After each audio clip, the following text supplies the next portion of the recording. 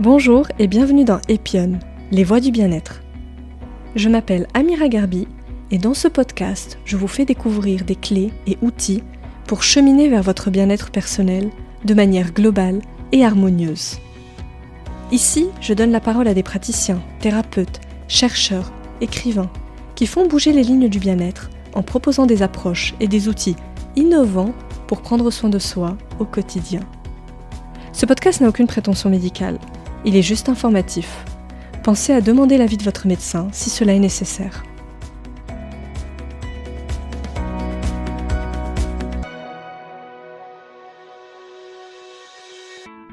Dans cet épisode, j'ai la joie de recevoir Romain Vicente, naturopathe, auteur et responsable des naturopathes au sein de La Pensée Sauvage, un centre de jeunes reconnu en France. Avec Romain, on vous embarque dans un véritable voyage, au cœur de vous-même. On parle du jeûne, sous toutes ses formes, ce que l'on peut expérimenter au quotidien, mais aussi de ses puissants bienfaits, autant sur le corps que sur l'esprit. Dans un monde de trop-plein, où l'on peut facilement se sentir saturé, dispersé ou déconnecté, le jeûne apparaît comme une invitation à revenir à l'essentiel, une pause, un retour à soi. Car le jeûne, comme l'exprime Romain Vicente, est une véritable ode au rien, et surtout, derrière, une ode au tout, à toute notre vitalité, à toute notre capacité de régénération et de détoxification. Une ode à ce potentiel immense qui vit déjà en nous. Alors installez-vous confortablement et profitez du voyage. Très belle écoute à tous. Bonjour Romain. Bonjour. Romain, je suis ravie de te recevoir dans Epion Podcast. Donc merci d'être avec moi et avec tous ceux qui vont nous écouter aujourd'hui. Avec grand plaisir, vraiment avec grande joie. Merci. Aujourd'hui, on va se parler du jeûne, Romain, un sujet fort intéressant. Mais avant d'entrer dans ce sujet-là, j'aimerais qu'on parle un peu de toi et que pour ceux et celles qui nous écoutent, est-ce que tu pourrais te présenter, s'il te plaît ? Oui, avec plaisir. Alors, Romain Vicente, moi je suis naturopathe de formation. Ça fait même plus de 20 ans que j'ai été formé en naturopathie. Je suis responsable actuellement des praticiens naturopathes, masseurs et équipes soignantes à La Pensée Sauvage, un centre de jeûne et randonnée. Et cette année, ça fait 10 ans d'ailleurs que je suis dans dans ce poste-là, dans cet accompagnement-là. J'ai un parcours un peu hétéroclite un petit peu avec à la fois effectivement des formations naturopathie, plein de formations dans le domaine du bien-être, de l'accompagnement naturel. J'ai eu une formation scientifique au départ parce que j'ai fait un petit peu de diététique, une année ou deux de médecine. Voilà, mais je suis très vite parti en fait sur les médecines, on va dire complémentaires, naturelles et une approche un peu différente. Je suis très ravi. Nous, on accueille plus de 1000 personnes par an en jeûne et avec grande joie de pouvoir à chaque fois, c'est vrai, de pouvoir parler, communiquer, et expliquer ce qu'est le jeûne en fait. Voilà, je pense que on va développer. Tout à fait. Alors justement, sur ce sujet du jeûne, tu as écrit plusieurs livres passionnants, dont un que j'ai sous les yeux, Je jeûne, que tu as édité donc aux éditions Erol. Et justement, dans ce livre, tu as écrit une phrase sur laquelle je voulais qu'on démarre. Tu as écrit que le jeûne, c'est une pratique qui a un caractère inaltérable, intemporel et universel. Pourquoi, Romain ? Oui, effectivement, tout à fait. C'est vrai que le jeûne, c'est quelque chose on pourrait dire presque d'ontologique, c'est-à-dire qu'il fait partie de l'être. On retrouve en fait des pratiques de jeûne à la fois dans toutes les grandes traditions, qu'elles soient, on va dire, spirituelles, médicales, les praticiens d'Afrique, d'Amérique du Sud. On retrouve ça chez Hippocrate, on retrouve ça dans beaucoup d'écrits, beaucoup de traditions. Donc il y a vraiment ce caractère d'intemporalité dans le sens où c'est accessible en fait à tout le monde. Et finalement, même maintenant, on voit qu'il y a une forme de retour du jeûne, de retour un petit peu de l'allègement en termes, c'est vrai, alimentaires, mais pas que, parce qu'on verra que le jeûne aussi se décline dans plein d'aspects différents, pas uniquement au niveau de l'alimentation. Et donc, ce caractère intemporel, moi, me fascine parce que c'est vrai qu'il fait partie de notre héritage culturel quelque part. Et c'est vrai que même l'être humain en tant que tel, des cavernes jusqu'à maintenant, on n'a pas eu tout le temps à manger. Les 3 repas par jour, finalement, c'est assez récent et il y a pas de fondement scientifique forcément à ça. Donc, si vous voulez, on a vraiment cette capacité à pouvoir, c'est vrai, se propulser dans le jeûne comme étant quelque chose de complètement commun, universel. C'est un langage aussi universel. parce que c'est vrai que quand on regroupe des personnes comme on fait à la Pensée Sauvage ici, une vingtaine de personnes chaque semaine, avec des horizons divers, les gens se retrouvent naturellement, simplement. C'est comme si c'était vraiment quelque chose de, eh ben, ils reviennent à eux, hein, très simplement, et le jeûne est vraiment ce vecteur, pour moi, c'est vrai, fascinant, hein, intemporel, et oui, qui traverse oui, le temps, les cultures, les traditions. Moi, j'ai pas trouvé une tradition médicale ancestrale comme l'Ayurveda, la médecine chinoise, il y en a aucune qui ne parle pas du jeûne, qui ne parle pas de l'allègement, à la fois, bien sûr, pour des pathologies, des problématiques de prise en charge médicale. On verra bien sûr qu'il y a des limites à ça, hein. Nous, on se situe plus, c'est vrai, dans la prévention, pas dans le thérapeutique, mais toutes ces traditions parlent du jeûne comme étant un outil, en fait, hein, vraiment une possibilité pour l'humain, l'être, de revenir à soi, de revenir à un temps de récupération, d'autorégulation, et c'est ça que je trouve fascinant, hein, dans cette universalité, en tout cas, hein, voilà. Et on sent aujourd'hui que le jeûne embrasse quand même une dimension beaucoup plus thérapeutique, sort un peu de son côté, parce qu'il est aussi teinté de spiritualité, on le retrouve aussi dans plusieurs religions. Aujourd'hui, il est inscrit dans pas mal d'accompagnements thérapeutiques. Bah, clairement, c'est vrai qu'il y a toutes les grandes spiritualités aussi font mention du jeûne. On a à la fois des courants. Alors, il y a différents courants dans le jeûne. Il y a le courant thérapeutique. Alors, c'est vrai que là, on peut mettre en avant la branche peut-être un peu allemande, hein, avec, c'est vrai, du jeûne dans les cliniques, avec des remboursements de sécurité sociale, avec des choses très concrètes dans l'accompagnement médical. On peut le dissocier du jeûne plus préventif, plus, on va dire, de la prévention primaire active, hein, celle qui permet vraiment d'être avant voilà, des pathologies, ou en tout cas des choses qui sont un peu plus installées. Et là aussi, on a une branche allemande qui fait ça, mais on a aussi aux États-Unis, on a aussi en France, on a de plus en plus. Et c'est vrai qu'il y a un engouement pour le jeune, on va dire, le jeune bien-être, le jeune mieux-être, hein. C'est un jeune qui, à la fois, effectivement, a des implications médicales, parce qu'il ne faut pas se mentir. On a plein de personnes qui viennent avec des problématiques, ils ont des suivis médicaux aussi, mais ils viennent chercher autre chose, pas que cet allègement, on va dire, voilà, d'alimentation pour une meilleure santé. Ils viennent chercher aussi un temps de retraite, un temps de retrait, hein, comme le mentionnent les traditions aussi, de revenir à soi, de revenir à un temps, voilà, d'introspection, de redécouverte, hein, voilà, de qui est là à l'intérieur quelque part aussi. Le jeûne, c'est ça, c'est cette grande aventure vers soi. Et effectivement, ça se décline de plus en plus vers un jeune bien-être avec, c'est vrai aussi, un essor, hein. On a une augmentation constante de centres qui s'ouvrent avec des prises en charge à la fois, bon, bien sûr, alimentaires, mais aussi gestion du stress, respiration, relaxation, méditation. On a des accompagnements, voilà, sur plein de polarités différentes.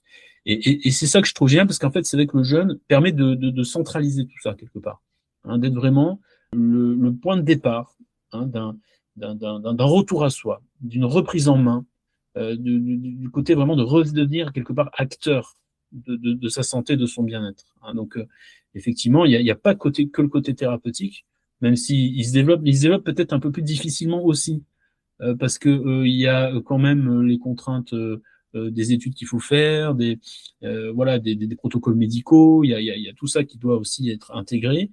Alors que le jeune bien-être est peut-être plus facile, plus accessible, c'est des durées aussi moins longues. C'est des vacances intelligentes aussi, hein. C'est vrai qu'il y a des personnes qui viennent quelque part en vacances, on va dire, avec voilà une tonalité différente, hein. Et oui, une vacances intelligentes entre guillemets, mais c'est vrai que ça permet voilà d'avoir des temps de pause bienfaisantes, et qui vraiment ont des effets, mais on parlera après, mais des effets assez incroyables, hein, assez rapidement. Tu parlais de la France versus l'Allemagne, les États-Unis. Comment se positionne aujourd'hui le jeûne en France? On est comment sur ce sujet par rapport à d'autres pays? C'est un peu compliqué. Bon, alors en Allemagne, on a du jeûne thérapeutique qui est bien défini, on a du jeûne préventif qui est défini, hein, donc on sait qui peut faire, qui peut pas faire, quelle pathologie, etc. Du coup, on a un encadrement aussi différent aussi, hein, c'est sûr. En France, il y a une forme de tolérance tant qu'on n'est pas dans de la gestion du diagnostic ou de la maladie ou du traitement, hein. C'est-à-dire, c'est un peu comme toutes les approches, on va dire, naturelles.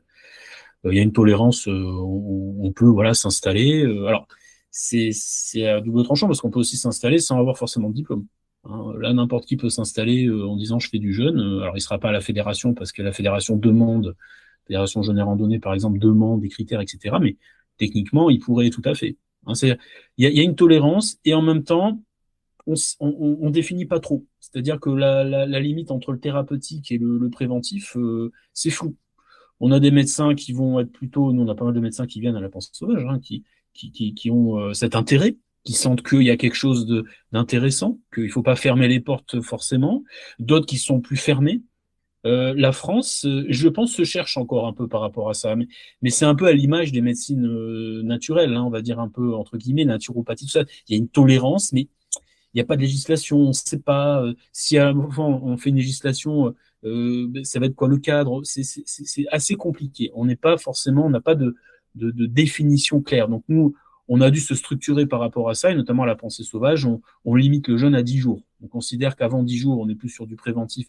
Et pour des personnes en bonne santé, hein, nous on fait jeûner des personnes en bonne santé, on va limiter plutôt à 10 jours.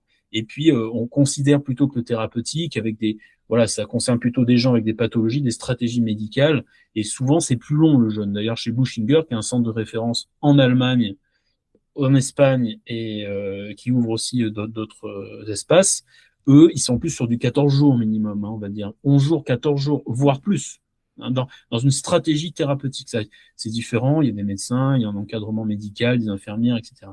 Nous, c'est pas le cas pour nous, mais c'est vrai que c'est... Voilà, je vois, en Allemagne, c'est structuré. En France, ça l'est pas. Je pense qu'on forcément à un moment donné on y viendra. Je pense qu'à un moment donné on y viendra. Donc on a dû anticiper quand même les choses, hein, c'est clair. Alors pour toi, le jeûne s'inscrit dans ce que tu appelles le triangle de la santé, avec l'alimentation, le mouvement et l'équilibre psycho-émotionnel. Pourquoi le jeûne s'inscrit pleinement dans ce cadre-là, justement?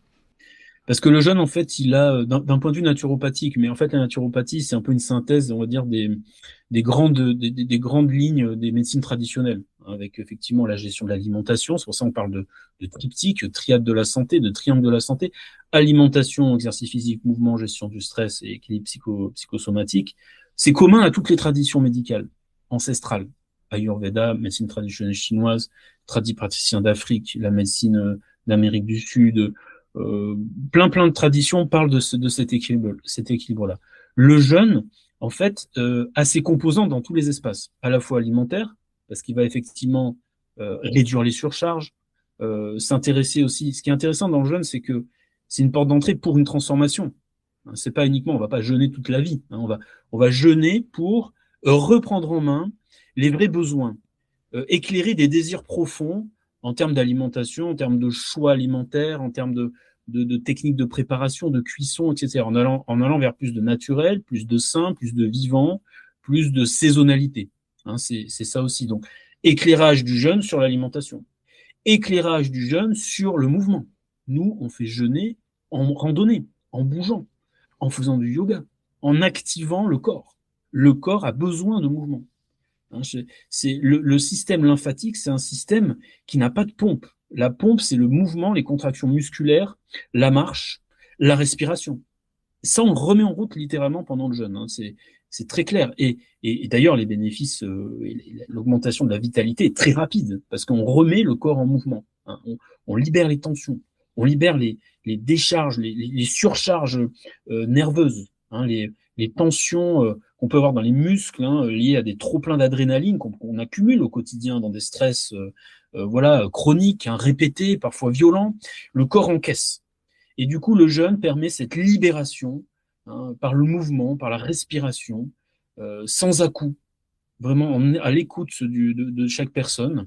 Donc, éclairage du jeûne sur le plan physique, mouvement.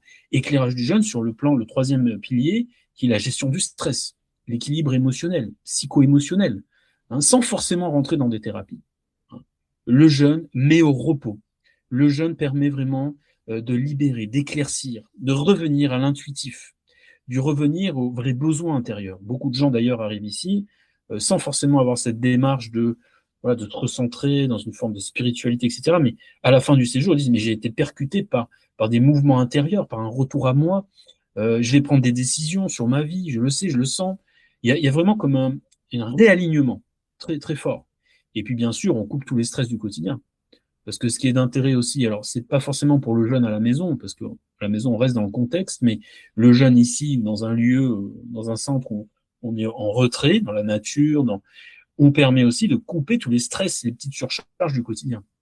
Donc la vie en ville, le stress du bruit, le stress de la lumière, etc. On remet vraiment le corps dans des conditions optimales de récupération. Donc on agit pleinement sur cette gestion du stress, cet équilibre psycho-émotionnel qui est renforcé aussi par la marche, par la respiration, par les moments très simples qu'ont aussi les curistes ensemble. Hein, le soir, des fois, on sort un jeu de cartes. Voilà. On l'a pas fait depuis des années. Où on a un conte qui est organisé par un intervenant. Du coup, on revient dans une forme de, voilà, presque enfantine, hein, de retour à soi, une forme aussi de bienveillance, parce que du coup, à la fois dans le groupe, à la fois dans les équipes, c'est quelque chose qui est important. C'est de vraiment fortifier cette bienveillance. Hein, et du coup, ça ramène intensément le trop-plein de stress à un équilibre. Donc forcément, le corps vraiment revient. Alors parfois, c'est un peu délicat au début, hein, parce on a tellement été loin, les personnes ont tellement été loin que le retour à pas de bruit, on se réveille naturellement, on n'a pas de choses à gérer autre que quelle tisane je vais prendre aujourd'hui, ça fait bizarre. On n'est plus habitué, ouais. Ah non, mais ça peut faire un peu bizarre. Et les 2 premiers jours peuvent être un peu choqués. Ah oui, on revient à presque à un état un peu zéro, entre guillemets, un reset un peu quelque part. Et c'est en ça que le jeûne agit sur ces 3 polarités.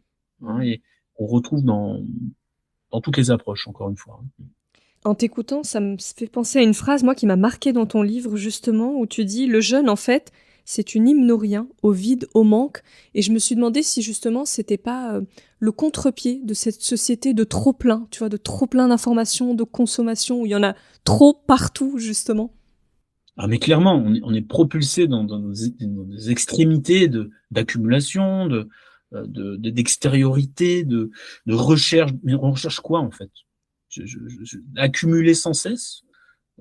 Et effectivement, si on prend pas garde à ça, on va être dans une culture de l'avoir et pas une culture de l'être. Et en tant qu'être, en fait, on a déjà tout. On, on respire, on marche, on mange, on prend soin des autres, on aime, on, voilà, on respire, on boit de l'eau, etc. On a déjà tout à la base, en fait, mais on est propulsé dans une quête extérieure qui quelque part, éclate, hein, notre perception de l'intériorité. On n'est plus du tout à l'intérieur, on n'est plus à la maison, on n'est plus centré, on n'est plus incarné à la fois dans cette qualité de présence à soi, à la terre, à l'air, dans cette forme de verticalité qui nous constitue, on est éclaté vers l'extérieur. Et c'est d'ailleurs ça qu'on essaie de ramener, hein, de ramener les gens dans. Mais revenez à vous, tout est là, tout est là. Donc, dans ce vide en fait intense, on retrouve l'expérience de tout le déploiement en fait. Hein, alors là, ça, on peut faire aussi référence aux traditions dans les mouvements de respiration, de méditation, hein, ou même dans le son primordial en fait, tout est là. Hein, c'est ce qu'on cherche en fait à rappeler aux gens, parce qu'en fait on le sait ça intérieurement, on l'a perdu, mais on le sait, tout est là. Hein, et c'est vrai que dans la méditation, chaque fois j'essaie aussi d'inviter les gens à revenir, hein, à cette qualité de présence à eux, où dans cet espace, il y a que le calme, la quiétude, le silence et le bonheur d'être en fait. Hein, c'est ça qu'il faut absolument qu'on arrive à revenir, à retrouver, hein, pour vraiment être dans cette plénitude. Hein, et effectivement, c'est une ode au rien. Rappelez-vous, dans le rien, il y a tout. Il y a Hein, l'essentiel, oui, tu le dis il y a aussi. l'essentiel. Dans la lumière blanche, vous avez toutes les lumières. Hein, vous mettez un prisme et vous voyez effectivement que vous avez toutes les lumières qui sont là, qui se déploient par rapport à ça. Donc c'est en ça que cette phrase, en fait, moi me semble importante et qu'on essaie vraiment oui, presque de mastiquer en fait, hein, dans le jeûne, de se rappeler que tout est là, hein, tout est là. Et ça veut pas dire qu'après, quand on revient chez soi, on soit pas dans une forme effectivement on va pas être on va revenir dans la matérialité, dans les besoins, dans gérer etc., tout ce qu'il faut gérer, mais fort du rappel qu'on a de cette certitude de vie et de force qu'on a à l'intérieur. Et ça, le jeûne vraiment nous aide beaucoup à ça. Hein. Moi, j'ai pas trouvé dans toutes les approches thérapeutiques, j'ai beaucoup expérimenté, hein, dans mes études naturaux, dans toutes les approches naturaux ou thérapeutiques, j'ai pas trouvé il y a des techniques, mais qui ramènent aussi intensément à l'instant présent que le jeûne. On est obligé, on est ramené littéralement dans l'instant présent, avec une force qui est assez incroyable et parfois bouleversante, comme je disais tout à l'heure. C'est sûr. Tu dirais que ça renforce quelque part une forme de confiance en soi? Clairement, Confiance en soi. En fait, il y a plusieurs étapes qu'on va passer, hein. Quand on commence à jeûner, il y a toutes les déconstructions autour de l'alimentation, bien sûr, qu'on a emmagasinées, à la fois consciemment, inconsciemment, avec comment maman aussi nous a donné à manger, comment la pub aussi est rentrée là-dedans, comment les expériences aussi de vie nous amènent à avoir on va dire, des croyances, des idées sur l'alimentation. On va déconstruire ça. On va déconstruire aussi l'idée il faut que je mange pour survivre. Oui, la peur, ouais, associée aussi au La manque. peur du manque. Parfois, c'est violent pour des personnes qui ont pu vivre aussi, il y a des personnes très âgées, bon, on en a un peu moins, mais parfois, qui ont vécu aussi des périodes difficiles. Euh, donc, il va y avoir toutes ces portes, hein, qui vont être un petit peu traversées pour finalement revenir à l'idée, mais ça fait 2, 3 jours que je jeûne, je vais bien, je marche, je respire, j'ai un peu moins mal aux articulations, mais quelle quelle force j'ai à l'intérieur. Comment j'arrive à m'adapter dans une forme de bouleversante d'adaptation incroyable en quelques jours. J'ai pas mangé, j'ai fait 10 kilomètres. Comment c'est possible? C'est bouleversant, c'est un renversement. On se met la tête à l'envers, quoi. Et finalement, bien sûr, la confiance en soi, elle est déployée. Elle est déployée. On reprend vraiment cette puissance, alors qu'avant, on était peut-être sous des formes on va dire, oui, d'asservissement entre guillemets, mais c'est-à-dire qu'on fait confiance plutôt à une forme d'extériorité qui veut dire fais ci, fais ça, tu as besoin de ci, tu as besoin de ça. Bah, quand on vit l'expérience, peut-être pas. Peut-être que moi j'ai besoin de moins manger, peut-être que je peux aussi, je m'adapte différemment. J'ai une vraie puissance intérieure. On reprend la barre, hein, de la physiologie, de l'organisme, du bien-être. Et c'est en soi que la confiance en soi, elle est vraiment et dès la première expérience, hein. Il y a vraiment voilà, parfois des parcours de vie où c'est vrai que les personnes ont eu plein de chocs émotionnels, elles ont traversé des choses difficiles. Parfois, c'est vrai que la confiance qu'on peut appeler aussi un peu la foi quelque part, Mm. c'est mis à rude épreuve parce que vous savez quand vous êtes bouleversé, vous avez des départs de proches, des maladies, etc. Euh, Waouh, qu'est-ce qui se passe? Comment où est-ce que je mets mes pieds à chaque fois? Je suis un peu dans des terrains un peu difficiles. Donc là, vraiment, l'expérience en quelques jours nous ramène dans une forme oui, de confiance. Ça ne veut pas dire que c'est pas une panacée non plus. On va pas tout régler, mais on le fait avec la certitude de notre puissance intérieure. Ouais, c'est ça, c'est prendre conscience de sa puissance et Clairement. regarder à l'intérieur et plus vers l'extérieur et ce qu'on nous dit de faire, justement. Mais carrément. Donc il y a vraiment ce regard. En fait, c'est un regard c'est comme si on était dans un face-à-face de miroir là. Et alors l'expérience est difficile à décrire, mais si vous voulez, si tu veux, c'est une forme euh, de recontact avec l'intériorité, mais vraiment le cœur aimant, en fait, il y a certains psychothérapeutes qui appellent ça le noyau sain, entre guillemets, S-A-I-N, l'endroit inaltérable, où peu importe ce qui se passe, enfin, les événements de vie, etc., il y a une certitude de vitalité, de vie qui est là, et qui est inaltérable, qui peut pas être bouleversée. Et le jeûne, vraiment, nous invite à avoir ce regard-là. Alors, tout le monde n'a pas cette expérience, mais quand même, il y a, il y a des témoignages sont assez concomitants et concordent vraiment avec cette idée oui, de reprise en main, en fait, de cette vitalité profonde qui est toujours là, qui nous a jamais quittés, en fait. Mm. Toujours là. Alors justement, maintenant, ce que je te propose, c'est de nous embarquer un peu dans ce voyage dans le jeûne. Qu'est-ce qui se passe, justement, pour ceux qui n'auraient peut-être jamais jeûné? Qu'est-ce qui se passe dans le corps, dans la tête, quand on commence à jeûner? Par quelles étapes on passe et quels bienfaits commencent à s'opérer? Quand on commence à jeûner, il y a plusieurs étapes. Il y a des étapes, bon, comme on disait tout à l'heure, il y a des portes un peu psychologiques aussi qu'on traverse. Les équipes aussi ici aident à cette démarche-là, avec effectivement parfois des moments difficiles, avec des renoncements, avec des choses parfois compliquées, hein. C'est l'étape un peu des premiers jours, on va dire, psychologiques, avec effectivement les croyances, les choses qu'il faut déconstruire par rapport à ça, les peurs parfois aussi. D'ailleurs, ça peut être des fois des contre-indications, c'est-à-dire que des fois, on va arrêter le jeûne, on va adapter, on va faire autre chose, parce qu'on a plusieurs approches aussi. On peut faire du jeûne, des diètes, etc., des détox végétales et autres. Mais ce sont des étapes importantes parce elles amènent à vraiment enlever les couches, en fait, voilà, toutes les extériorités qui nous empêchent finalement d'aller voir ce lieu vraiment inaltérable. Donc, il y a les étapes après physiques, bien sûr, avec des étapes d'adaptation qui sont connues physiologiquement sur les premiers jours avec la glycogénolyse, la néoglucogénèse et la cétogénèse, des adaptations métaboliques à l'absence alimentaire qui vont créer des symptômes d'adaptation, parce que le corps va changer de métabolisme. Il faut bien penser que là, habituellement, donc on mange, on a des nutriments, on a de l'énergie, etc., extérieure qui arrive, le corps va les transformer en énergie, va utiliser les vitamines, les minéraux, etc. Donc on a des sources extérieures, on a aussi des stocks à l'intérieur. Et quand on va arrêter de manger, le corps va devoir utiliser des outils, à la fois du stock de réserve et utiliser des nouveaux mécanismes d'adaptation, de production énergétique. Ça arrive, ça, quand on le fait quand on saute des repas, par exemple, ça arrive, mais on va le chercher de manière plus intense, parce qu'on va le faire sur une semaine. Donc on a d'abord le glycogène qui est utilisé, qui est une réserve qu'on a dans les muscles, dans le foie, voilà, dans certains endroits. Quand le corps a besoin d'énergie supplémentaire, il a cette énergie-là qu'il peut utiliser. Il n'y en a pas beaucoup en quantité, ça dure, on va dire, 24 à 48 heures. Le glycogène est difficile à stocker dans le sens où c'est assez volumineux, il est lié avec beaucoup d'eau. Donc on n'en a pas beaucoup en stock. Donc ça dure, on va dire 24 heures, maxi 48, mais souvent 24 heures, 12-24 heures.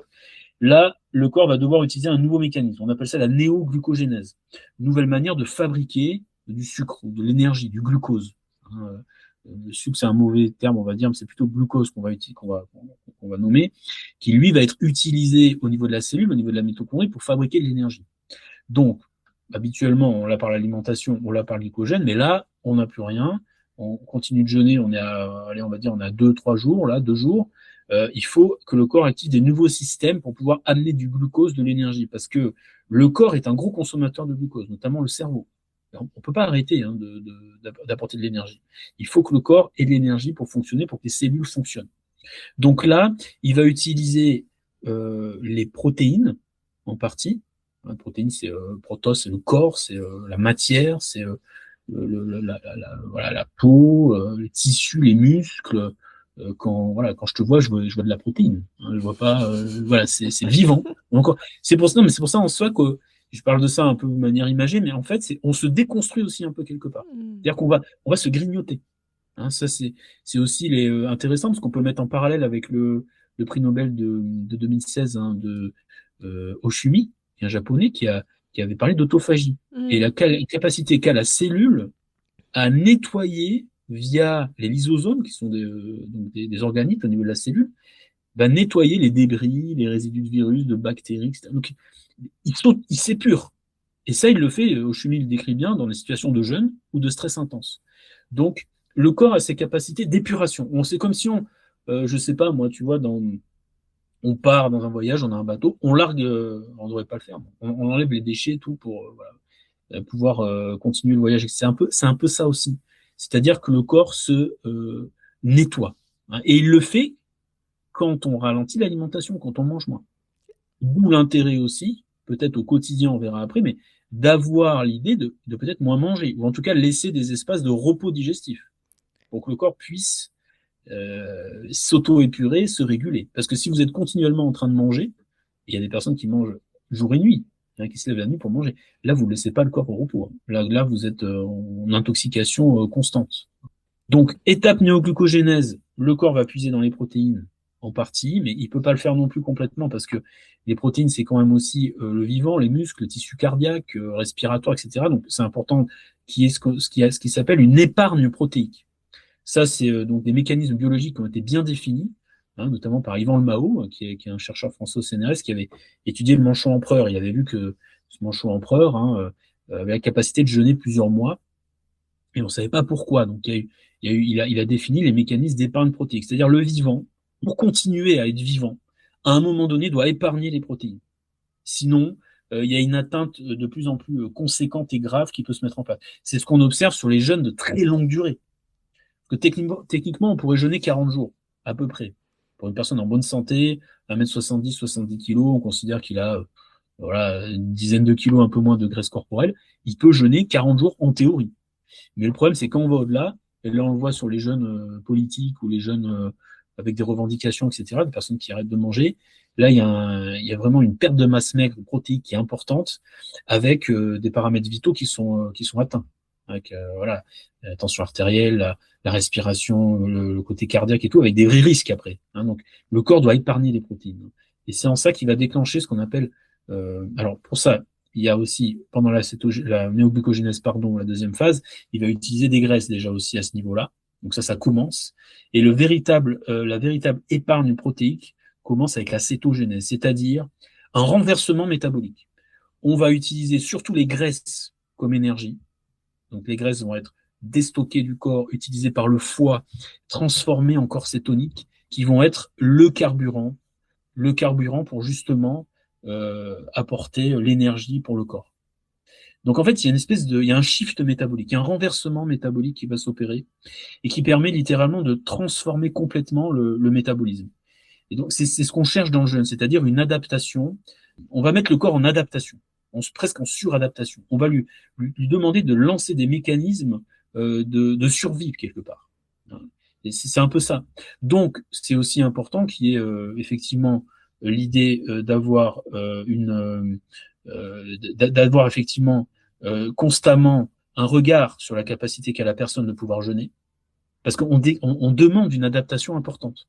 On demande effectivement qu'il y ait des réserves suffisantes pour que le corps enclenche les mécanismes. Une personne trop fatiguée, trop stressée, avec des surcharges ou même des carences, il n'y aura pas de possibilité pour elle de jeûner. Il va falloir adapter. Hein, on demande quand même une adaptation métabolique importante. Cette épargne protéique, elle se lance avec la cétogénèse. Déstockage des graisses. Le corps va utiliser 80% de graisse à peu près dans le mélange de carburant qu'il va mettre aux cellules. 80% vont être issus des graisses par ces cours cétoniques et le reste, c'est encore un petit peu de néoglucogénèse ou de sucre qui est utilisé pour l'énergie.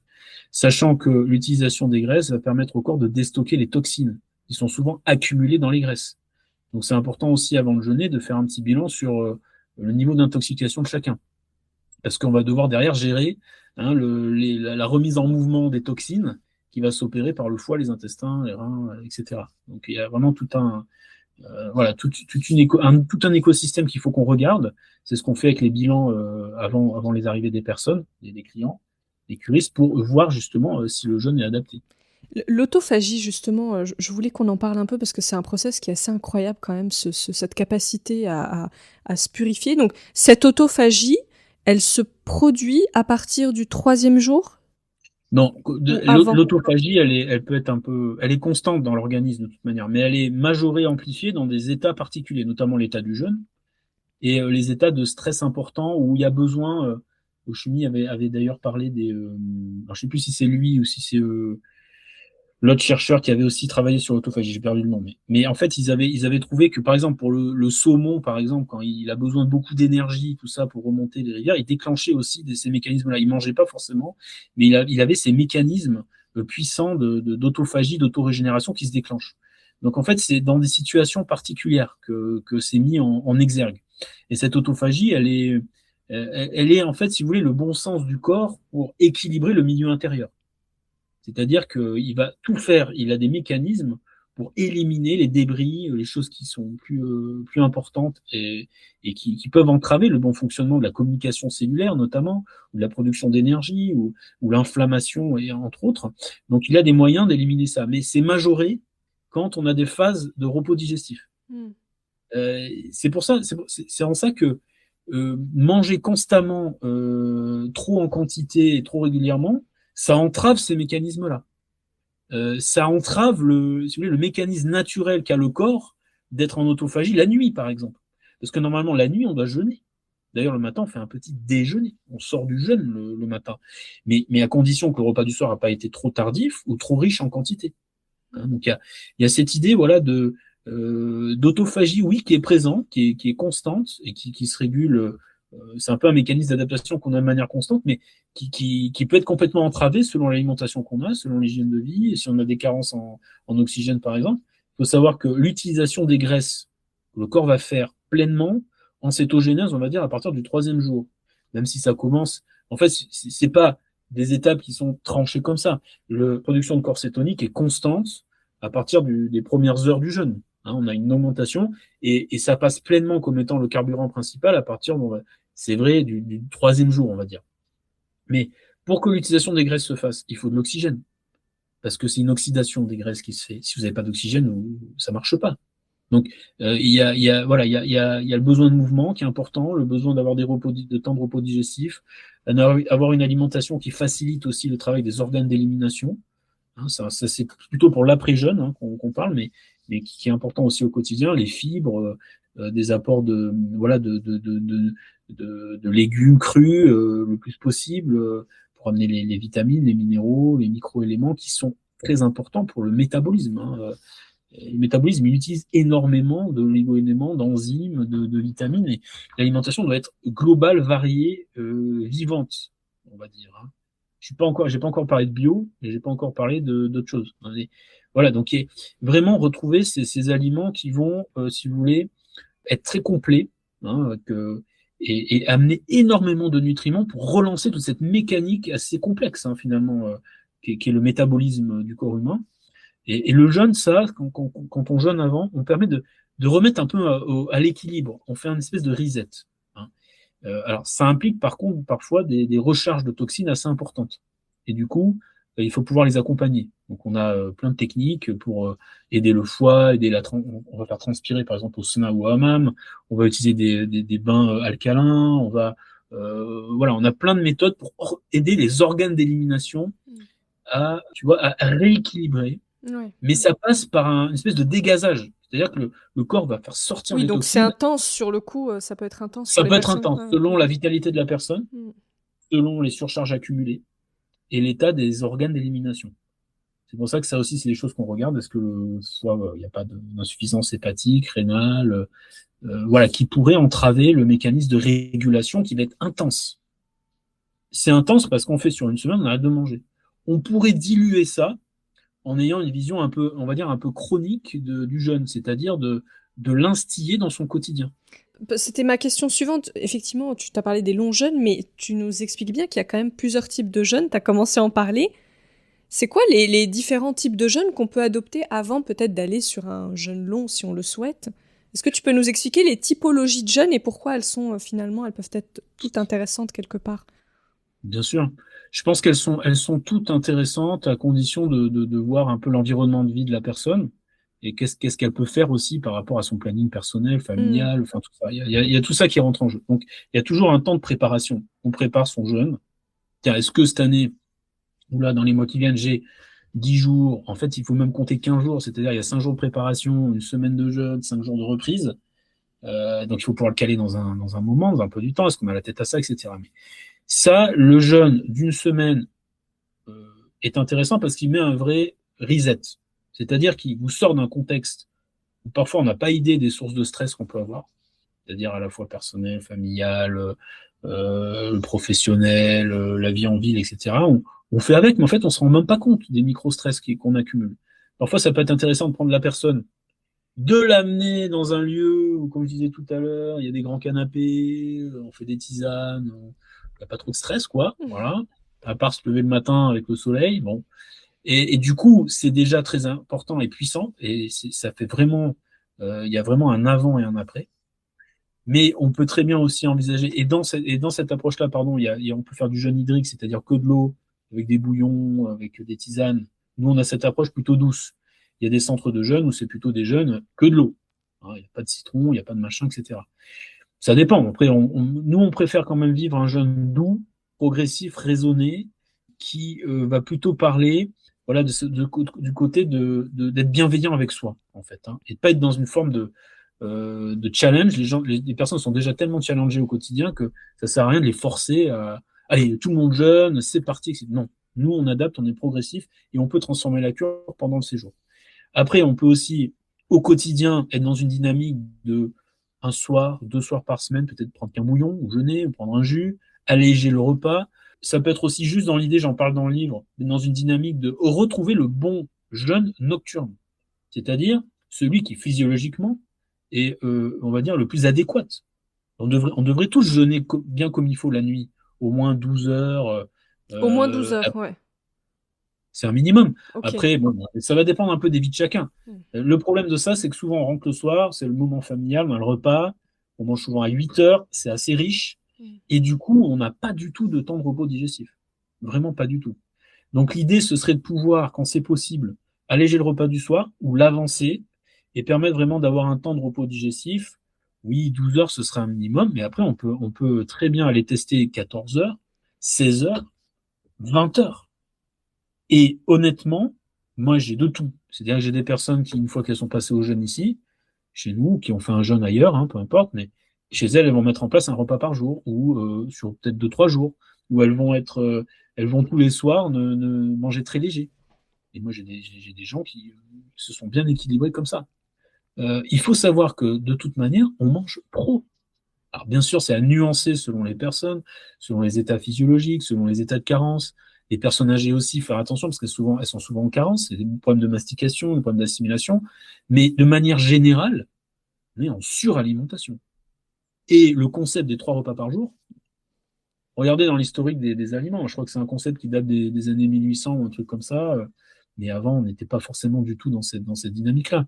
On met les intestins en fonctionnement trop régulièrement, sans compter les encas qu'on prend le matin, le café qui active tout le système nerveux, qui brûle au passage l'estomac. Alors le café de temps en temps, ça peut être très intéressant aussi. C'est pas, moi je suis pas dans des anti, voilà, mais en fait on est dans une surconsommation extérieure constante et l'alimentation, c'est aussi le lieu des réconciliations entre guillemets émotionnelles. C'est-à-dire que bon, on a eu un stress, on a eu une difficulté, bah je vais aller me prendre une viennoiserie. Je suis le premier à le faire, hein.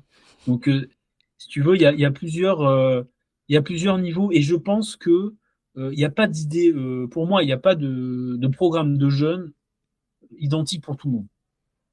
Il y a l'idée de l'envie de revenir à soi et de prendre ce temps pour soi, mais après, comment ça va se décliner, ça va dépendre beaucoup du passif de chacun, de la vitalité en cours, etc., etc.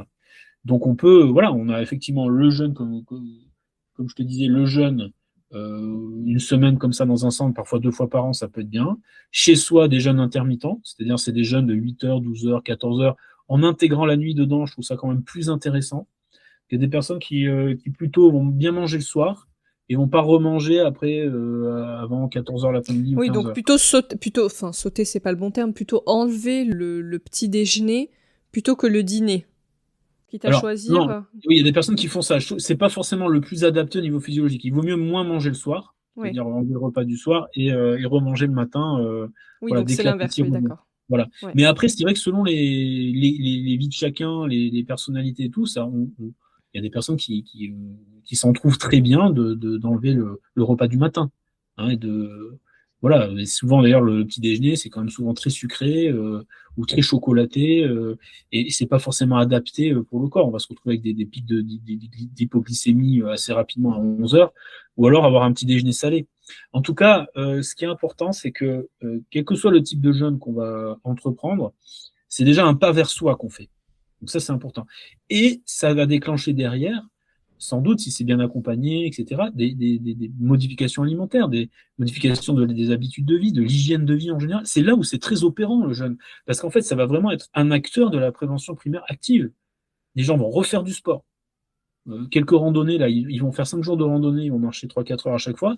Ils ont envie de continuer. Donc, ils se remettent à faire du sport. Ils se mettent à manger moins. Ils se rendent compte qu'ils n'ont pas forcément besoin de manger autant.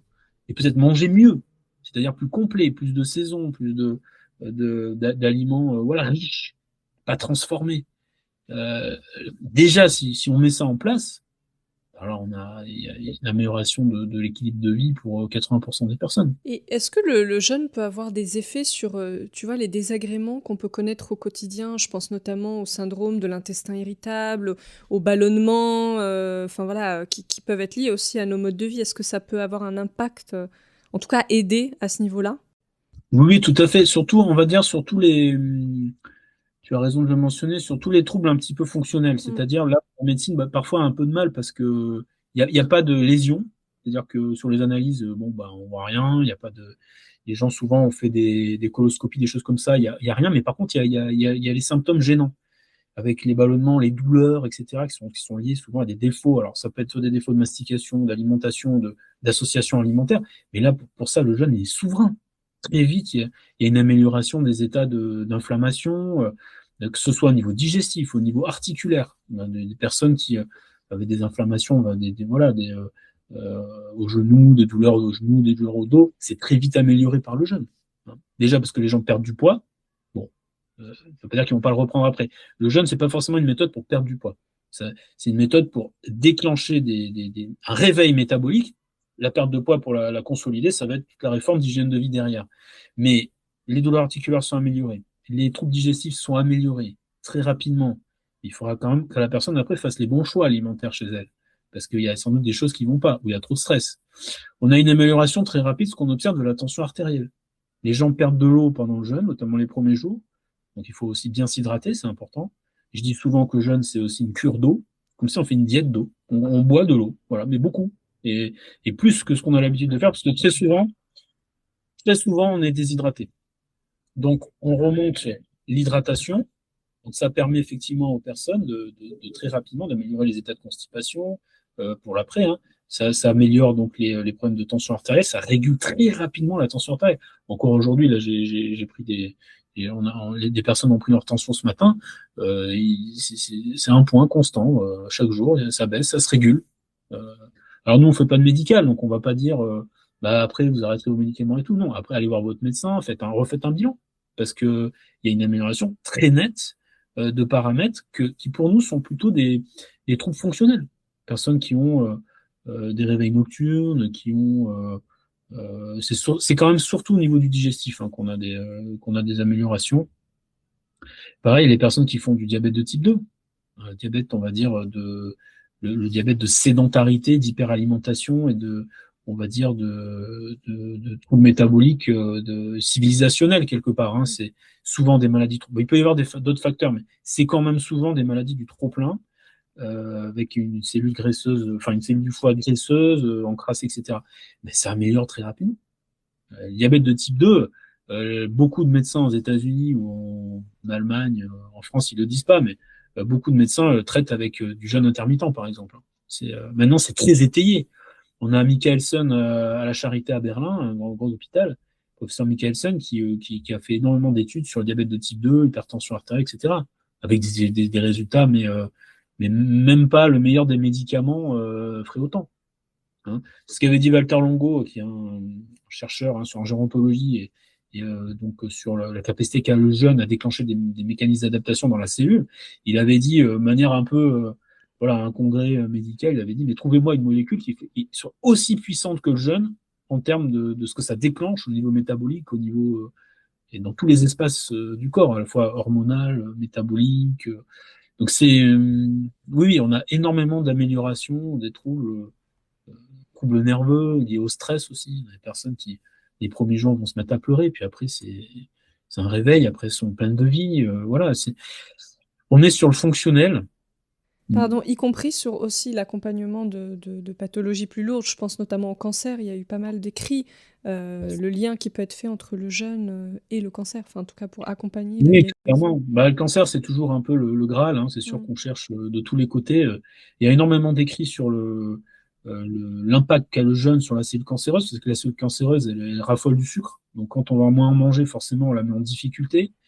En plus, on va déclencher des mécanismes d'adaptation qui forment une espèce de réveil immunologique. Donc, ça peut être aussi une porte d'entrée pour la limitation, l'activation de certains mécanismes immunologiques contre les cancers. Ça, oui, Walter Longo a beaucoup parlé des cancers avec effectivement comme le jeûne déclenche des mécanismes qui suradaptent l'organisme, il devient plus performant l'organisme en fait. Hein, il génère moins de déchets, il y a une meilleure oxygénation, etc. Donc, vu que le métabolisme devient plus résilient, face par exemple à un cancer ou avec la prise de chimiothérapie, la cellule en état de jeûne est plus résistante à la chimiothérapie. Par contre, la cellule cancéreuse, elle est affaiblie, parce qu'elle n'a pas le sucre, elle n'a pas ce qu'il faut. Donc en fait, l'équation sur le papier est pas mal. Je dis sur le papier parce que, bon, déjà, il faut creuser un peu plus les études par rapport à ça. Certaines personnes se sont mis effectivement à jeûner en ayant les chimios, parce que quand le papier était sorti, notamment aux États-Unis, ça fait un tollé. Donc, il y a des gens qui spontanément, mais ça marche pas forcément pour tout le monde. C'est-à-dire qu'il y a quand même il y a des chimiothérapies qui sont assez agressives pour les intestins, et il vaut mieux maintenir un peu une alimentation pour que le mucus intestinal, en tout cas la paroi, soit pas fragilisée. Voilà, ça, je l'ai personnellement aussi vu pour quelques personnes. Donc, voilà, je pense qu'il faut adapter. Mm. Mais bien sûr, c'est intéressant. Mais quand on voit que il y a aussi dans l'idée générale qu'on est dans du trop plein et souvent trop de produits chimiques, sans compter les pollutions environnementales. Parce que on a parlé que de l'alimentation, mais tout ce qui va être les pesticides, les produits des pollutions environnementales, d'entreprises, d'industries, etc. Ça, on n'en parle pas. Et tout ça, ça s'accumule dans le corps. Les microplastiques, on commence à en parler. Ça fait des années qu'on parle des microplastiques en naturo ou autre. Tout ça, ça rentre dans l'équation et le jeûne permet de dégager un peu ça. Alors ça va pas complètement, voilà, il va falloir utiliser des plantes, etc. Mais le jeûne permet de réduire cette balance avec ces surcharges toxiques qui font qu'à un moment donné se déclenche potentiellement un cancer, une inflammation ou autre. C'est schématique, mais quand même. Hein. De plus en plus, on voit l'impact des microplastiques, des polluants. Mais ça, on sait qu'il y a des polluants qui sont cancérigènes. Hein. Donc, de plus en plus, on a quand même de liens. Et du coup, le jeûne, là, est intéressant. Hein, parce qu'effectivement, il a cette possibilité de remettre un petit peu le métabolisme dans une forme d'équilibre. C'est pas une panacée, par contre. Moi, je peux pas, et je le dirais pas, et peut-être à l'inverse de certaines personnes qui, bon, parfois je pense un peu prendre des risques en disant, bah, le jeûne soigne tout, notamment le cancer. Oui, c'est pas ce qu'on dit là, effectivement. Ça vient Non, ça, accompagner en fonction des effectivement, ça peut personnes. être un bon Ouais, un accompagnement bon s'il y accompagnement. a une prise en charge Ouais. médicale. Si la personne n'a pas de problématique digestive plus que ça, manger moins, manger mieux surtout, et peut-être plus, en tout cas plus de qualité, avec des aliments complexes, etc. Oui. D'ailleurs, maintenant, Walter Longo, qui avait beaucoup parlé du jeûne pendant les chimios, parle plutôt maintenant de régime qui mime le jeûne. C'est-à-dire qu'on est plus sur du 400-500 kilocalories en conservant des fibres, des vitamines pour que le corps s'adapte mieux. Jeûner complètement, c'est parfois un peu compliqué. Parfois aussi, avec des personnes qui, sur des cancers, perdent beaucoup de poids. Donc là, on ne Mm. pourra pas faire jeûner. Il faut adapter. Mais on ne peut pas, à l'heure actuelle, s'affranchir du jeûne en disant non, le jeûne, on ne regarde pas. Non, le jeûne est un outil thérapeutique formidable. Mm. Mais c'est un outil. C'est-à-dire que parfois ça peut marcher, parfois ça marche pas, et il faut toujours le faire de manière individualisée. Et là, oui, ça peut faire parfois des situations, redresser des situations très complexes, effectivement. Tu dis aussi que c'est intéressant de le faire à chaque changement de saison, de commencer une nouvelle saison par une période de jeûne. Pourquoi? Oui, parce que traditionnellement, en fait, déjà le corps s'adapte à la saisonnalité, au niveau des températures, au niveau des rythmes de soleil, etc. Donc, ça peut être très intéressant de faire comme un petit reset métabolique au changement de saison, parce que le corps va devoir s'adapter différemment à la saisonnalité. Donc, d'ailleurs, dans les traditions, c'est ce qu'on proposait, ça aussi, d'avoir ces temps un petit peu dans les changements de saison, d'avoir des temps un peu de retour à soi. Ça peut être un jour, 2 jours, 3 jours de jeûne.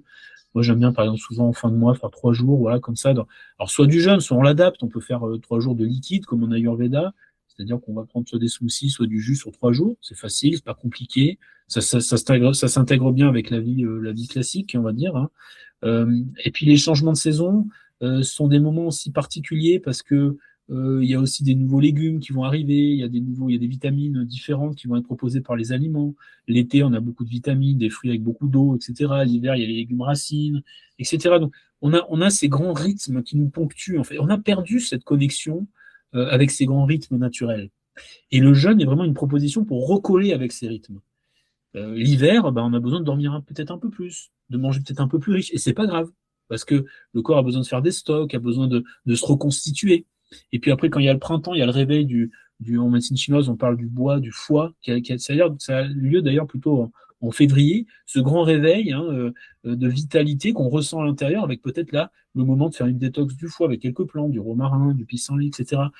Revenir dans ces rythmes, ça nous réinscrit dans le rapport qu'on a avec l'univers, qu'on a perdu, nous, on va dire occidentaux, et qu'on retrouve beaucoup dans les petites communautés, les anciennes traditions, les tribus, qui d'ailleurs dans le chamanisme, beaucoup on utilise, hein, on essaie de remettre la personne qui soit malade ou soit en difficulté, on la remet comme faisant partie de l'univers. C'est comme si elle était un peu mise de côté. Et du coup, on l'intègre avec des rituels, avec voilà, des temps de jeûne, des temps de danse, etc. On la réintègre comme faisant partie au sein de la communauté, de l'univers, avec les ancêtres, etc.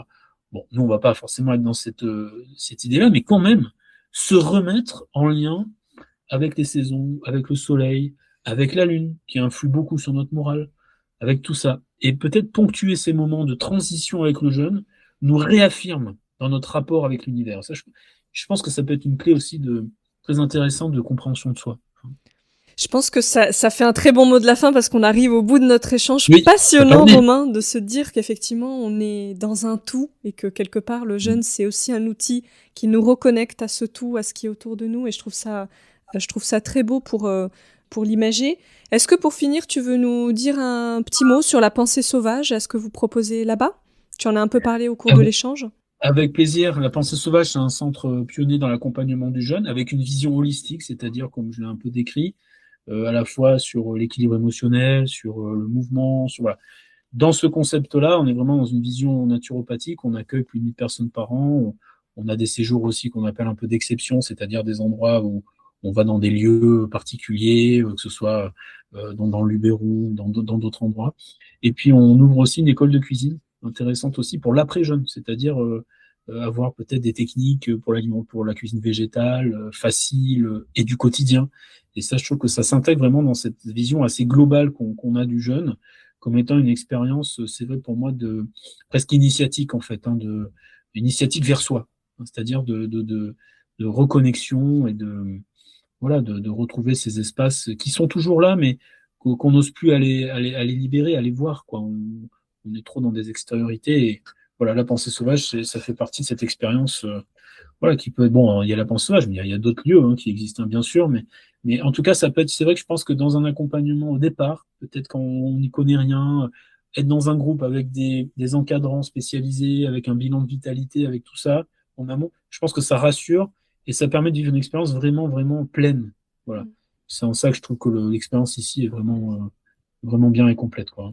Super. Et je remettrai aussi les liens de tes livres parce que tu as écrit plusieurs livres sur le jeûne. J'en ai cité un, mais tu en as un autre. Tu peux peut-être le citer. Il y en a un deuxième qui s'appelle Vivre pleinement le jeûne. Ouais, c'est ça. Vivre pleinement le jeûne et Voilà. Je jeûne, le guide indispensable Qui est sorti en 2022 et puis qui est peut-être un peu plus complet, plus technique que le premier, qui est très accessible. L'avantage du premier, c'est qu'une personne qui ne connaît pas prend le livre, elle se met à jeûner en fait. C'est vrai que ça donne envie. Je l'ai lu, mais donc c'est vrai que c'était l'idée du livre en fait quand j'avais fait avec quand Anne Becker m'avait proposé, c'était vraiment l'idée de simplement parler de l'expérience et faire l'expérience. Et du moment qu'on fait l'expérience, après on peut faire ses choix, on comprend ce qui se passe sans forcément mettre des mots, mais on le comprend par l'expérience. Voilà, ça c'est chouette. Qu'est-ce que tu aimerais qu'on retienne de cette heure passée ensemble, Romain? Que le jeûne fait partie de notre humanité avec un grand H, que c'est quelque chose qui nous ramène à nous, tout en nous ramenant dans une forme d'équilibre, et qu'il est facile, bien sûr qu'il faut l'adapter, qu'il faut le spécifier, etc., mais qu'il est une porte vraiment sur l'entièreté de nous-mêmes. Voilà, c'est vraiment cette idée de nous ramener dans notre puissance, on en a parlé un petit peu au début. Ça nous ramène dans notre qualité de puissance, notre entièreté, notre autonomie qu'on a, vraiment notre autonomie. Et ça nous ramène dans cette grande confiance en nous dont tu as mentionné aussi, qui, je pense que, pour moi, c'est ça le plus important. Pas tellement d'arrêter de manger, etc. Ce qui est important, c'est l'éveil de cette puissance qui est la nôtre. Et le jeûne vraiment nous aide à ça. Merci infiniment, Romain, pour cette heure, pour tous ces partages ensemble, et on remettra toutes les infos. Je te souhaite une très belle journée. Merci Améra, au revoir, bonne journée à toi. Si vous avez aimé cette conversation, je vous invite à noter le podcast 5 étoiles sur Apple Podcasts ou sur votre plateforme d'écoute préférée, et à vous abonner pour rester informé des prochains épisodes. Vous pouvez également suivre notre actualité sur le compte Instagram Epion Podcast. Je vous dis à très vite pour de nouveaux échanges inspirants.